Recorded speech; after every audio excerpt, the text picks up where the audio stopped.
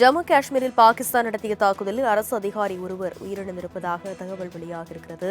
ரஜோரி பகுதியில் நடத்தப்பட்ட தாக்குதலில் மாவட்ட வளர்ச்சித்துறை கூடுதல் ஆணையர் ராஜ்குமார் உயிரிழந்திருப்பதாக வெளியாகியிருக்கிறது. ஜம்மு காஷ்மீரின் ரஜோரி, பூஞ்ச் பகுதிகளில் இந்தியா பாகிஸ்தான் இடையே விடிய விடிய தாக்குதல் நடைபெற்ற சூழலில் பாகிஸ்தான் விமானப்படையின் 2 போர் விமானங்களை சுட்டு வீழ்த்தியிருக்கிறது இந்திய ராணுவம். பஞ்சாப் மாநிலம் காக்னிவாலா கிராமத்தில் நள்ளிரவில் பாகிஸ்தான் ராணுவம் தாக்குதல் நடத்திய சூழலில் வீடுகள், வாகனங்கள் சேதமடைந்த நிலையில் அது குறித்தான காட்சிகளையும் நம்மால் பார்க்க முடிகிறது. பாகிஸ்தானின் பீரங்கி தாக்குதலால் பஞ்சாப் மாநிலம் நிலைகுலைந்திருக்கிறது. இது பற்றிய மேலும் விவரங்களை எமது செய்தியாளர் ராஜேஷ் விவரிக்க கேட்கலாம். வணக்கம் ராஜேஷ். பூஞ்ச் பகுதியில் இரவு முதல் தொடர்ந்து ட்ரோன் தாக்குதல் நடத்தப்பட்ட நிலையில் நடுவானிலேயே இந்திய ராணுவம் அதனை முறியடித்திருக்கிறது. பாகிஸ்தானின் 5 ராணுவ நிலைகள் மீது இந்திய ராணுவம் தாக்குதல் நடத்தியிருக்கிறது. தற்போதைய சூழல் அங்கு எப்படியாக இருக்கிறது? மேலும் சேத விவரங்கள் பற்றி என்னென்ன தகவல் எல்லாம் வெளியாக இருக்கிறது? வணக்கம் தனலட்சுமி. பாகிஸ்தானை பொறுத்த வரைக்குமே அவர்கள் பல்வேறு கட்ட தாக்குதல்களில் தொடர்ச்சியாக ஈடுபட்ட போதிலும் பஞ்சாப் மாநில எல்லைகளை குறிவைத்து தொடர்ச்சியாக அவர்கள் அந்த தாக்குதலை நடத்தி வருகிறார்கள். இதுக்கு இந்தியா தரப்பிலிருந்து பல்வேறு கட்ட பதிலடிகள் தொடர்ச்சியாக கொடுத்து வருகிறார்கள். ட்ரோன் மூலமாக இந்த தாக்குதல் என்பது தொடர்ச்சியாக நடைபெற்று வரக்கூடிய நிலையில் அது வானிலை சுட்டு வீழ்த்தக்கூடிய நடவடிக்கைகளில் இந்திய ராணுவம் ஈடுபட்டு வருகிறது. பஞ்சாபை பொறுத்த வரைக்கும் பல்வேறு கட்ட நடவடிக்கைகள் தொடர்ச்சியாக எடுக்கப்பட்டு வருகிறது. மாநில முதலமைச்சர் ஆலோசனையில் ஈடுபட்டிருந்தார். ஆலோசனையில் எம்மாதிரியான நடவடிக்கைகள் எடுக்கப்பட வேண்டும் என்பதையெல்லாம் குறித்து அவர்கள் தொடர்ச்சியாக ஆலோசனை மேற்கொண்டதன் பெயரில் அந்த பதுங்கு குழிகள் எல்லாம் அமைக்கப்பட்டு அங்கு பாதுகாப்பான வகையில் மக்கள் அங்கு தங்க வைக்கப்பட்டு மக்களை பாதுகாக்கக்கூடிய ஒரு சூழல் என்பது இருந்த போதிலும் இந்த பஞ்சாப் மாநிலத்தை பொறுத்த வரைக்குமே கங்கவானிலு வில்லேஜில் அந்த கிராமத்தில் நடைபெற்ற அந்த தாக்குதல் என்பது மிகவும் கொடூரமான ஒரு தாக்குதலாக பார்க்கப்படுகிறது.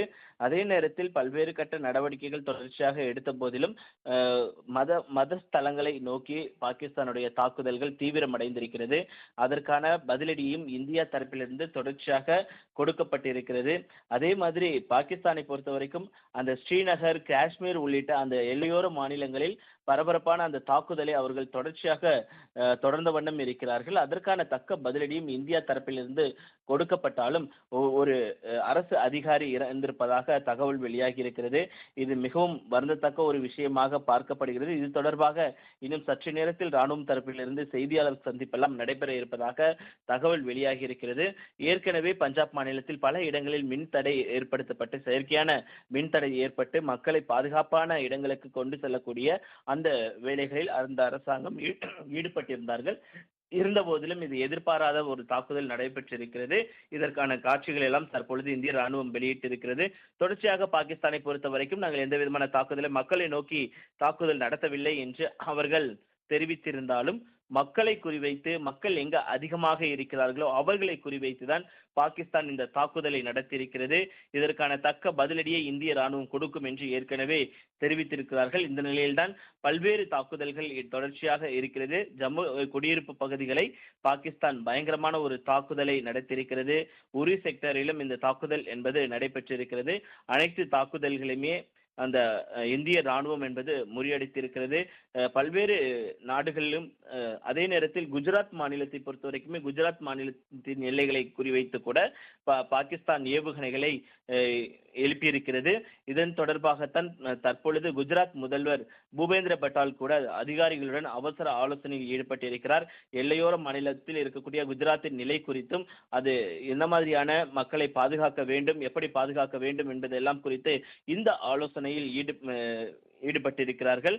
அதே நேரத்தில் பல்வேறு தாக்குதல்களை தொடர்ச்சியாக பாகிஸ்தான் ட்ரோன்கள் மூலமாக நடத்தி வந்தாலும் கிட்டத்தட்ட 300 - 500 ட்ரோன்கள் வரை தற்போது வரை சுட்டு வீழ்த்தப்பட்டிருப்பதாக தகவல் வெளியாகி இருக்கிறது. தொடர்ச்சியாக பாதுகாப்பு துறை அமைச்சராக இருக்கக்கூடிய ராஜ்நாத் சிங் பிரதமர் மோடியுடன் இது தொடர்பாக ஆலோசனையில் ஈடுபட்டிருப்பதாக தகவல் வெளியாகி இருக்கிறது. முப்படை தளபதிகள் இந்த ஆலோசனையில் ஈடுபட்டிருக்கிறார்கள். பஞ்சாபில் இந்த நடத்தப்பட்ட இந்த தாக்குதலுக்கு பதிலடியாக பாகிஸ்தானில் எம்மாதிரியான தாக்குதல்களை இந்தியா மேற்கொள்ளும் என்பதை நாம் பொறுத்திருந்தான் பார்க்க வேண்டும். பாகிஸ்தானின் பல பகுதிகளை இந்தியா சுட்டு வீழ்த்தியிருக்கிறது. பல பகுதிகளில் ஏவுகணைகளை நோக்கி தாக்குதலை நடத்தியிருக்கிறது. இருந்த போதிலும் பாகிஸ்தான், பஞ்சாப், குஜராத் உள்ளிட்ட இந்த எல்லையோர மாநிலங்களை மட்டும் குறிவைத்து தாக்குதல் நடத்தி வருகிறது என்பது குறிப்பிடத்தக்கது. தனலட்சுமி. விவரங்களுக்கு நன்றி ராஜேஷ்.